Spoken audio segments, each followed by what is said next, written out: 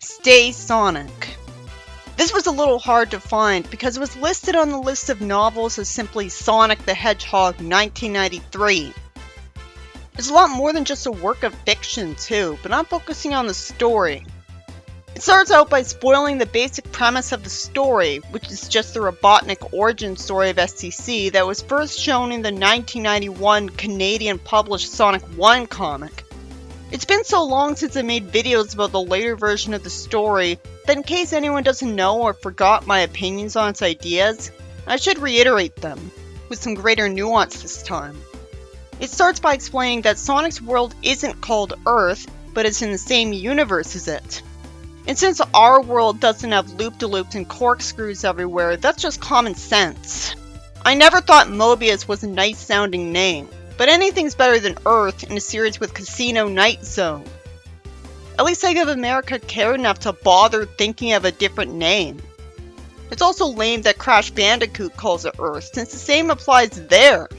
But it's just a minor thing what the name of a world is called. The story says that Mobius is largely unspoiled by heavy industry, urban planning disasters, skiing jackets for some reason, and music records from Earth pop culture. We never saw Earth pop culture directly used in the games universe. But I think it's weird to claim that there's no heavy industry or even skiing jackets in the same world where someone can be smart enough to make robots. How would he ever find out how to do that completely on his own?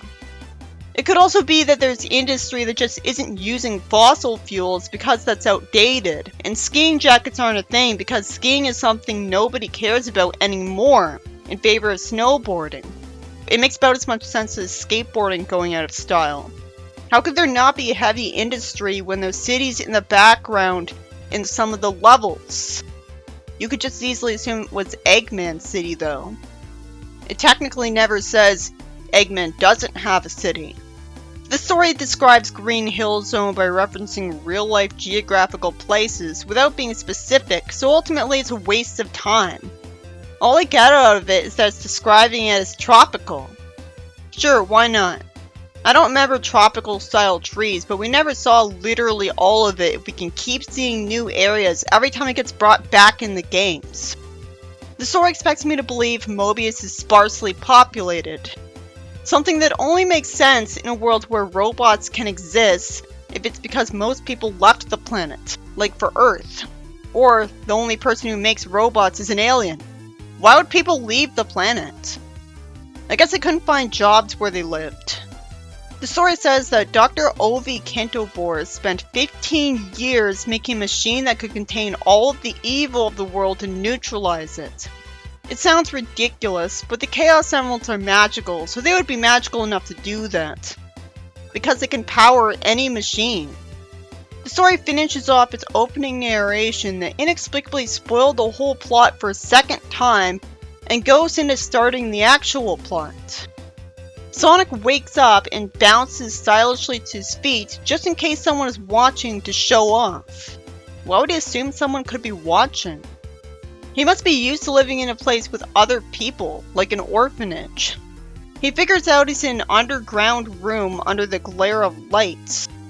A few moments ago, he had taken a shortcut through a hill near his so-called hideaway. If he lives in a hideaway, why did he think there was any chance of someone seeing him wake up? Was it a hideaway for escaped orphans? He sees it in a white-tiled room and gets happily greeted by Eggman when he was still skinny. He's wearing a white coat. The narration says Sonic was called a lot of things in his life. Not all of them repeatable. I love that it says that because it's kinda annoying so far. That's because Sonic isn't fighting Eggman on a daily basis yet. Which is the context that his having an ego problem and attitude are satisfying in its way to rebel against him. So right now I can only conclude that he's only like this because he grew up an orphan, so he has a fragile ego. So it frames Sonic's ego in a way that has him be flawed instead of cool so far. Which is a little annoying, but not bad, because it'd be unrealistic if it didn't show both sides of it ever, and just glorified him instead. Just because something in a story is a little annoying that's intentional doesn't mean it shouldn't be in there. That would mean conflict in general shouldn't be in a story, because it's by its very nature going to elicit negative feelings. But that doesn't mean that every single possible conflict is fine, though. I love that Kintobor explains why he even found the Chaos Emeralds at all. He has a machine dedicated to searching for them. Eggman in the games having this would explain why he knew where to go to the islands of Sonic 1 and 2 and so on. And he didn't end up face to face with the Emeralds because he was just waiting for Sonic to fight him in boss fights. The story gets boring by just wasting my time for a while with telling me the names of other inventions that aren't actually telling me what they're for. I like that Sonic's tapping his foot with impatience from being not paid attention to enough, because his moments of impatience are either absent from the post-classic era, or completely forgettable and rare, and they shouldn't change a core aspect of his personality that's meant to make him flawed and relatable. It would be stupid to say that a character should never be flawed and relatable. I can only imagine they removed that to sanitize him for the general public to get more people to like him, missing the appeal of his character, and how it's not needed. Because some of the appeal of the character is that he has an attitude. All I know for sure is I put impatient in Control F on Sonic's wiki page, and it only had one result. I love that Kintobor heavily compliments Sonic's curiosity, and points out that it's something he has in common with scientists. I noticed that. It's both sweet and tragic to see him be a nice guy. Speaking of that, he also tells him he can call him Dr. K. That's another nice detail that was never done in any of the other stories that are like this. I'm getting the sense that this is the best version of the story, although not the best experience due to the medium. Kintobor says this is his secret lab. And that makes sense, because otherwise people would be constantly going to it asking him to invent stuff for them. He wants Sonic to help him find the Grey Emerald so he could finally rid the planet of evil. The next line insists that their meeting was accidental, which really annoys me because I can't understand why Sonic woke up in his lab not knowing why he was there, since he's not an alcoholic, and he's not known for taking drugs, I assume. The natural assumption would be that he got kidnapped. But the narration disproves this, so I'm left with a family-unfriendly assumption as an explanation. I wish Sonic just found the lab because he was exploring the world again. I love that the story says the lab was a fascinating place to Sonic, instead of making him look stupid. This is more relatable to me and understands him better. It even says he's been picking up a few of Kintobor's theories on physics. It's inspiring to write him like this because you'd expect average intelligence from him. The machine for transferring evil has the same acronym as it does in STC, because it's the source of the story. And like there, it has thousands of rings in it. But here it's explained that they constantly flow good karma around the machine's core as it moved evil. But why would that be necessary? It'd only be possible using magic anyways, just say that. Speaking of magic, magic's the only reason it even could move evil. Evil isn't really a quantifiable thing. I think it's more like removing the personality trait of short-temperedness and selfishness. The narration says that the Chaos Emeralds were only discovered to be the perfect objects for transferring evil through trial and error, and Kintobor named them. How is he the first one to discover them if they've always been a part of the planet? They would have been warred over. I can't wrap my head around this no matter how many seconds I think about it. The best I can do is say they were never discovered until now because they were in the special zone before, because that's how it was in the games. And Kintobor found the emeralds because his use of inventions like an Eggmobile would make him able to beat the special stages. I don't know why the special zone would regularly bring the Chaos Emeralds to another universe on its own. Maybe the position of the planets astrologically affect whether this happens because of magic. Fine. The narration used the TM symbol in front of Chaos Emeralds, and says being one bright dude, he always copyrighted his inventions immediately. But he didn't invent them. What was transferring most of the world's evil at considerable risk to him to do? Only then does it say that the process rendered the emeralds extremely unstable and they would blow at any moment without control. Then why is he personally near them instead of assigning a robot to the emerald-related task? Well, he obviously has a mental disorder, since he called Sonic the Latin scientific name for hedgehog just because he could as soon as he first saw him, when that's clearly socially awkward. It is believably justified if it's because he doesn't want to take the time to make such a robot if he's so impatient to rid the world of evil. The Grey Emerald is established to be able to neutralize violent forces in the others. I don't think this was a part of the canon of the games. But to be fair, if Sonic Adventure has the right to establish out of nowhere that the Master Emerald can neutralize the emeralds, then so should this, with the same logic that there was room for interpretation because it was never explained that the Grey Emerald wasn't like that. If Sonic Superstars has the right to give every emerald its own powers all of a sudden, without explaining why it's exclusive to that game, then this should be accepted with the same willing suspension of disbelief, because it's a magical gem anyways.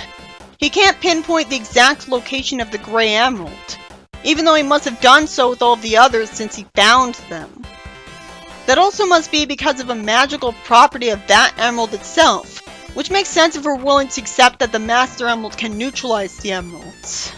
Kintopour cleverly installs PCs throughout the world so anyone passing by could tell him where the Grey Emerald is in exchange for a 5-night break for 2 in Green Hill. It makes no sense that this wasn't already the case in a world where Kintopour could even become so smart. Also, break? You mean vacation?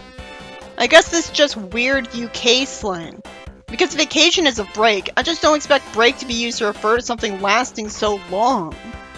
And he must mean a hotel in Green Hill, because anybody could just go to Green Hill.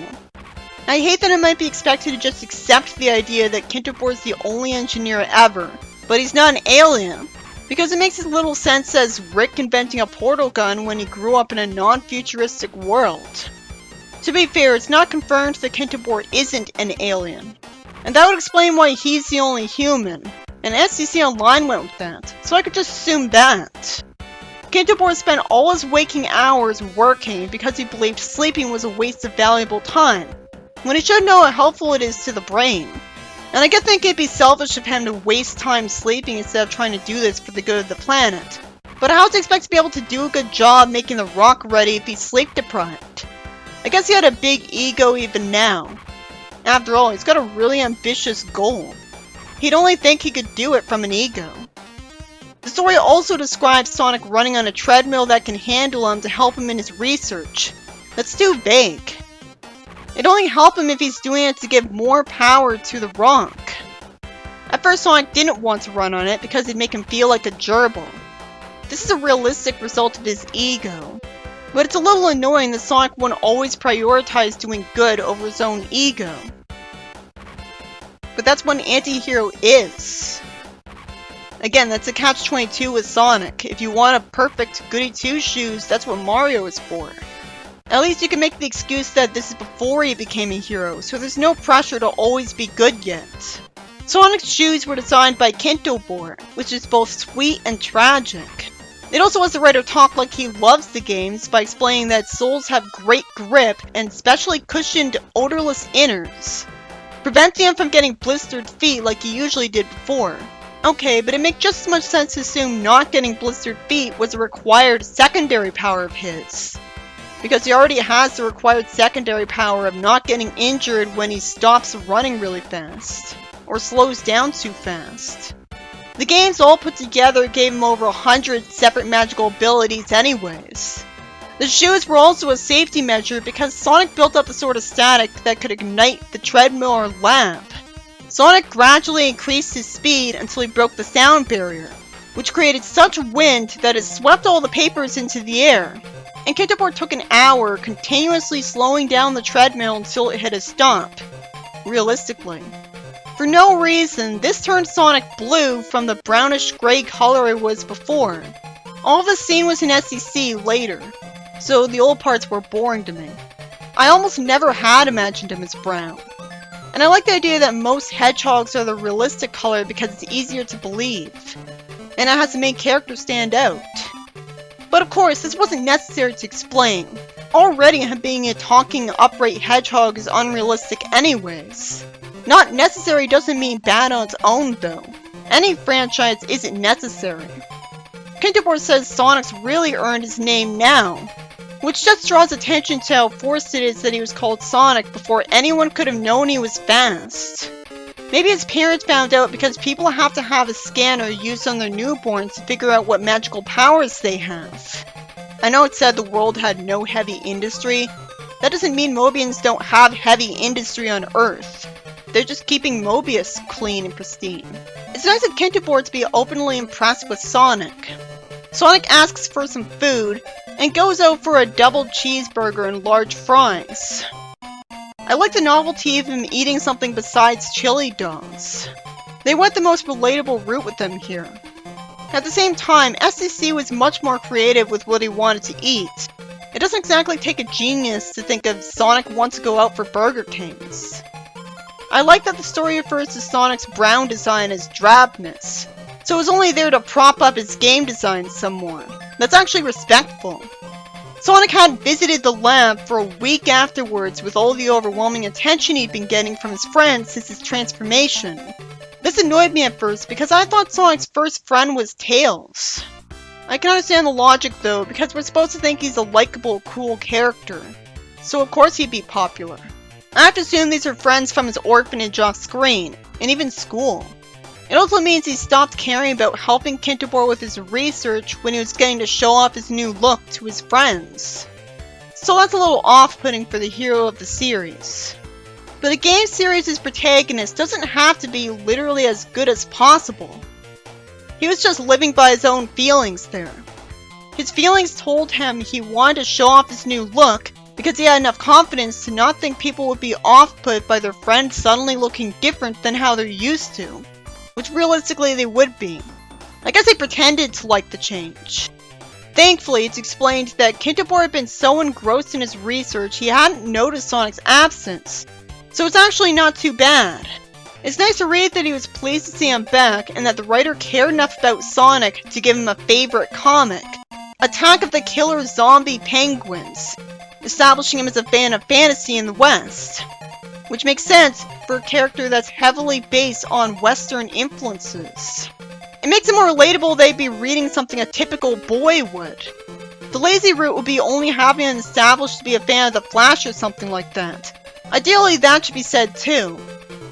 Sonic opts for a sandwich that's got a ton of normal ingredients at once, but also salad in it.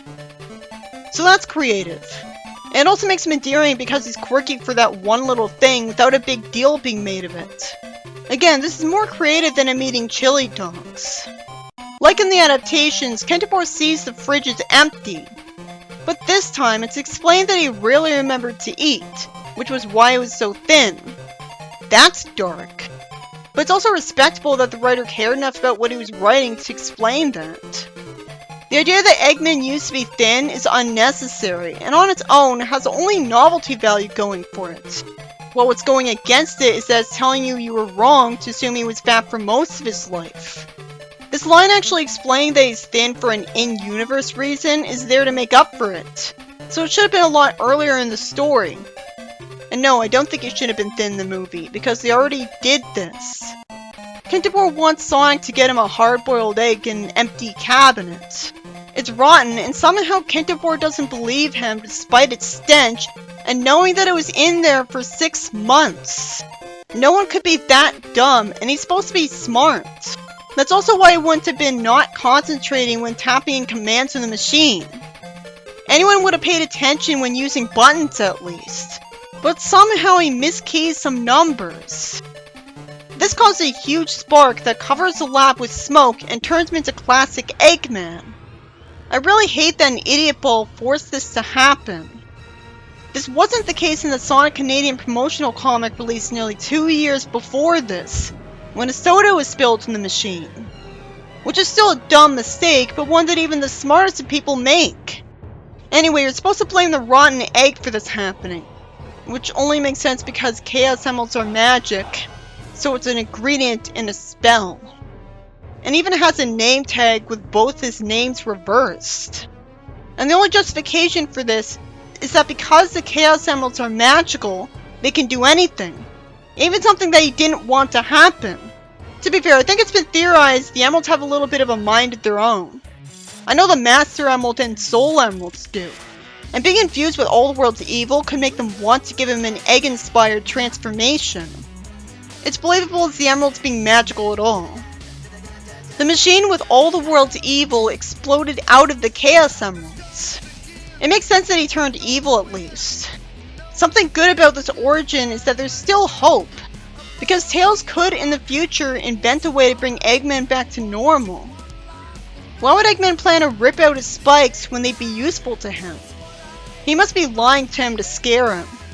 And because I know why he's evil, it makes sense that he'd do something purely for the sadism.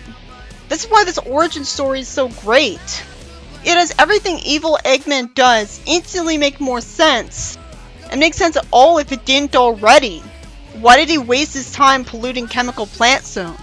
Why the hell did he make an oil ocean if it didn't benefit him at all in Sonic 2? Because he literally has all the world's evil in him. I don't understand why Eggman doesn't punch out Sonic right away then. Eggman somehow thinks he's beautiful, just like in the games. He says he's unstoppable, which would only make sense if it's because due to Sonic already having an attachment to him, he wouldn't be so mean as to beat him up while he's outside of an Eggmobile. That could be the in-universe excuse game fans would have for Sonic letting Eggman outrun him at the end of Sonic 1 and 2. I have to say this to explain it, because otherwise it'd be a little annoying that Sonic doesn't do the right thing here and prevent the whole series. But again, here he has more reason to go easy on him because he was his best friend just a couple of seconds ago. Eggman stupidly tells him he's gonna try to kill him when that only gives him a warning to run all the way to Green Hill Zone to warn his friends about what happened. Sonic left Eggman to his own devices, presumably so he tried to do stuff to implicate himself in the eyes of everybody first. The narration says there's probably a tedious moral in the whole story, but there's no point in crying over spilled rings. I like that it calls whatever moral you could find in the story tedious. I almost never try to find a potential message in a story, especially since I could just be whined at that the message wasn't intentional, as if that changes what happened in the story. And I don't care about the concept of a theme or see it as necessary. But now that it's mentioned moral, I'm curious about what the narrator had in mind.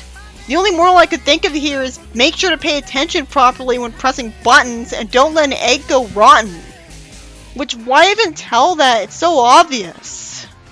Also, crying over spilled rings is a variation on crying over spilled milk. And I take issue with that sentence because Eggman's creation was a legitimate thing to be unhappy about.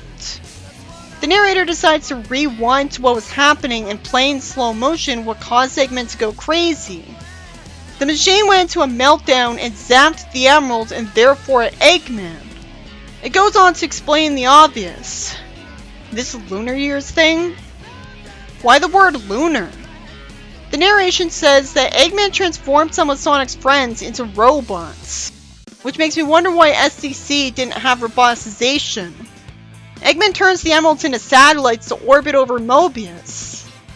I guess he means has them be put in orbit as if they were satellites. He's not a witch.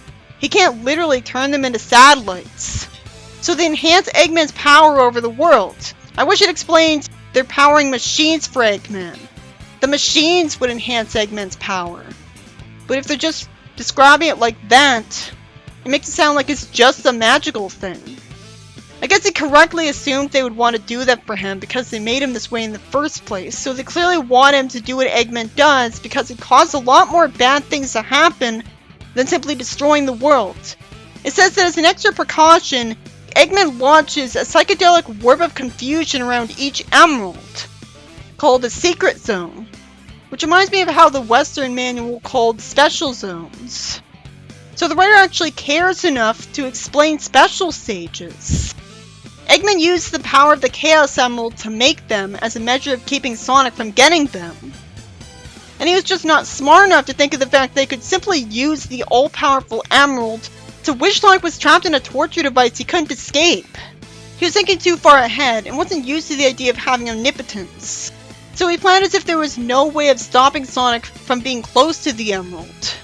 The only reason I don't wish this was the case in the games is if emeralds can do literally anything someone wants, and Eggman does something to make that obvious, it would bring up the plot hole of why doesn't Sonic wish Eggman was good or in prison with the emeralds, instead of just making himself more powerful so he could wreck his machines because that's fun to him. And if you think about the series long enough, you'd also wonder why Sonic is too selfish to tell Shadow he can bring back Maria, but without her nids. The emeralds having no limits to what they can do, like witchcraft, is bad for the same reason the rings being wish granters in Archie is bad. And it'd be hypocritical nonsense to defend one and bash the other, just because that's how it's implied to be in the games, just because of lazy writing. Because it's so much easier to just write the emeralds as Deus Ex Machinas, instead of just making new magic gems, with very specific purposes.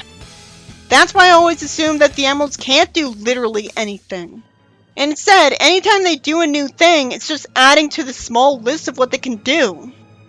Because that's looking at them in good faith. The narration says Sonic didn't contemplate slashing his paws. Wow, that's dark. But I get its point. Sonic really isn't the type to let his head drop most of the time.